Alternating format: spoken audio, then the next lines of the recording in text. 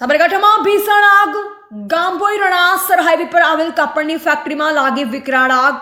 BMD કંપનીમાં અફરાતફરી ગાડીના seat cover બનાવતી ફેક્ટરીમાં આગની લપેટમાં આકાશમાં ધુમાડાના ગોટે ગોટા. હિંમતનગર અને મોડાસાની ફાયર બ્રિગેડની ટીમો આગ ઓલવવાના પ્રયાસમાં શોર્ટ સર્કિટની આશંકા. પ્રાથમિક અનુમાન મુજબ શોર્ટ સર્કિટના કારણે લાગી હતી આગ. સાબરકાંઠા જિલ્લામાંથી આ વખતના સૌથી મોટા સમાચાર સામે આવી રહ્યા છે. ગામભોઈ રણાસર હાઈવે પર આવેલ એક મોટી ફેક્ટરીમાં ભીષણ આગ ફાટી નીકળી છે. બીએમડી પ્રાઇવેટ લિમિટેડ નામની આ કંપની જે મુખ્યત્વે વાહનોના સીટ કવર માટેનું કાપડ બનાવે છે, જ્યાં અચાનક આગ લાગતા સમગ્ર વિસ્તારમાં ભયનો માહોલ જોવા મળી રહ્યો છે. દ્રશ્યમાં જોઈ શકાય છે કે આગ કેટલી વિકરાળ છે. આકાશમાં કાળા ડિબાંગ ધુમાડાના ગોટે ગોટા માઇલો દૂરથી જોઈ શકાય છે. છેલ્લા 1 કલાકથી આગ પર કાબુ મેળવવાના પ્રયાસો ચાલુ છે, પરંતુ કાપડનો જથ્થો હોવાના કારણે આગ વધુ ઝડપથી પ્રસરી રહી છે.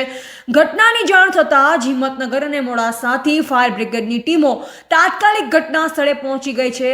ફાયર ફાઇટરો દ્વારા સતત પાણીનો મારો ચલાવી આગને કાબૂમાં લેવાની કામગીરી ચાલુ છે.